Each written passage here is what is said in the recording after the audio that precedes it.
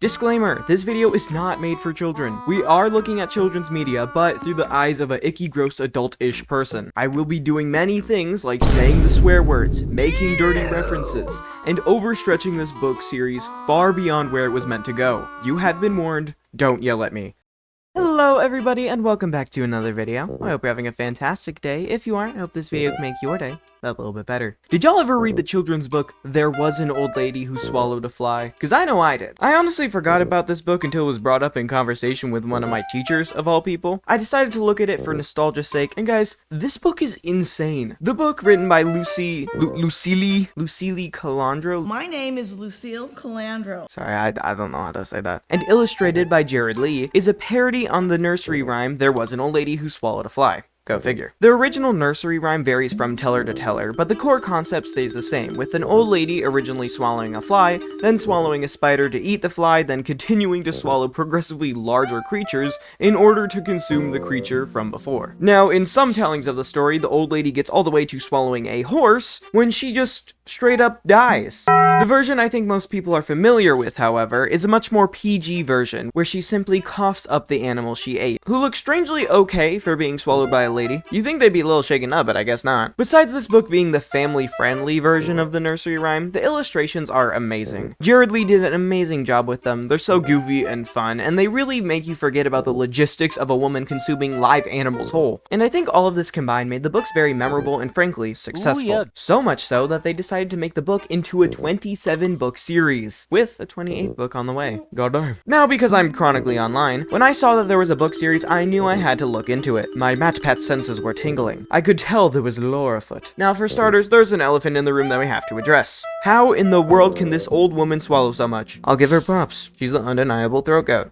Like, literally, she swallowed a whole goat. But for real though, how is this possible? She clearly possesses some sort of supernatural power for her to be able to swallow several increasingly large animals and then cough them up with no problem. Not to mention the animals she swallowed are perfectly fine too. No damages, stomach acid, or even saliva is on them. In fact, they aren't even mad that they were swallowed. They're just having a grand old time. And if you thought Grandma swallowing a whole farmyard was odd, wait till you see the rest of her consumption shenanigans. Her stomach isn't just a cavity to store these objects. No. Her stomach is capable of much, much more. For example, in the book There Was an Old Lady Who Swallowed a Chick, the old lady swallows Easter-related items, some alive and some not, and ends up coughing up an entire assembled Easter basket and then gives it to the Easter Bunny himself. What? So we now know that the old lady's stomach is capable of assembling items she swallows, and just so you know I'm not pulling that out of my bootay, she specifically swallows the basket to carry candy and a bow to tie on the basket. Not to mention the other books where she builds a sandcastle, builds a snowman, builds a scarecrow, and even builds Santa's sleigh. I could go on and on, but I'll stop there. I truly have so many questions for this woman. Why? How? Why? How?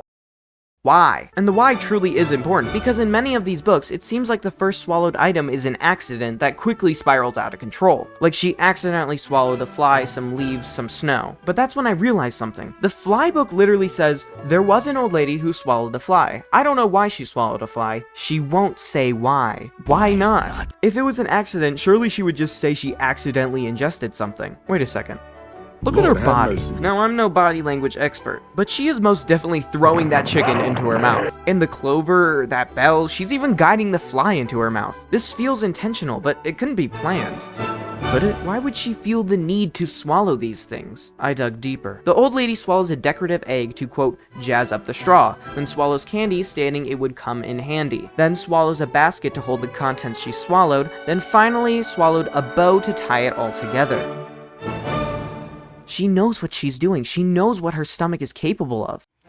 She's swallowing these individual items, knowing that her body will be able to assemble them into whatever she needs. She does this again when she specifically swallows items for a scarecrow, then a snowman. Again and again, she's swallowing these items with a goal in mind. But why? Why can't she just assemble them normally? Why does she have to traumatize animals in order to do this? Like, the farm animals seem fine, but that chicken is fucked up. And how can her stomach do all this? God, it doesn't make sense. I continued my search for answers when I noticed something. At some point, she stopped being an old lady and started taking on different occupations. There was an old astronaut who swallowed the moon. There was an old mermaid who swallowed a shark. There was an old scientist that swallowed a dinosaur. These are all the same old lady, but now she's suddenly an astronaut, a mermaid, and a scientist? Nope. This era of books, along with having these children just there for some reason, are actually the old lady playing pretend. There was an old mermaid who loved to spend her whole day playing pretend, revealing that she was actually at an aquarium. And the other books follow suit. She's not actually an astronaut, she's just pretending to be an astronaut at the planetarium. She's not actually a scientist, she's actually just pretending to be a scientist at a museum. Is that really all this is? An act? She's always spotted pretending to be stuff with a large group of kids. In the astronaut book, we even see a school bus. Is she just some kind of teacher making silly stories to teach the youth? I mean, the Easter Bunny, Santa, and the leprechaun aren't real and she helped them out, so maybe this is all a ruse. But what kind of message is she trying to teach by swallowing farm animals and building Easter baskets? The pretend occupation era always has the two kids, maybe her grandchildren, explaining facts. They have a clear educational value, but the early ones don't. There's no way this could end here. It's so underwhelming. But wait,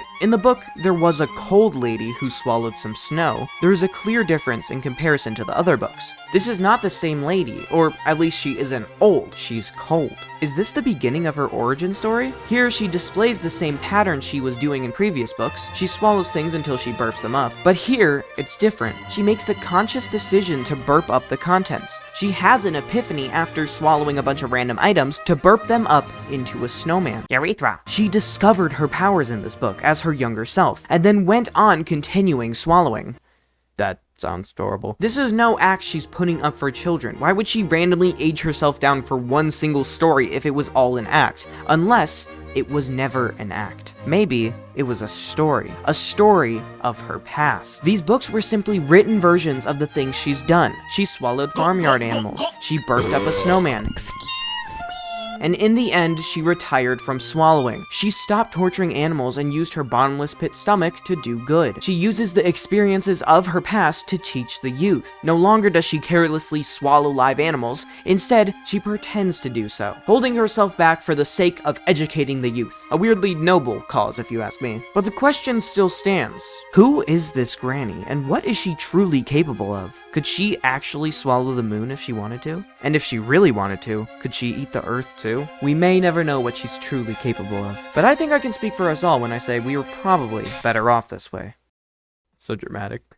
Okay, guys, that's gonna be the end of the video there. Thank you so much for watching that nonsense. If you did enjoy, please leave a like. That would be very much appreciated. And if you want to see more content just like this, consider subscribing so you never miss another one of my videos. Once again, guys, thank you so much for watching, and as always, I hope this video was able to make your day a little bit better. Bye, guys!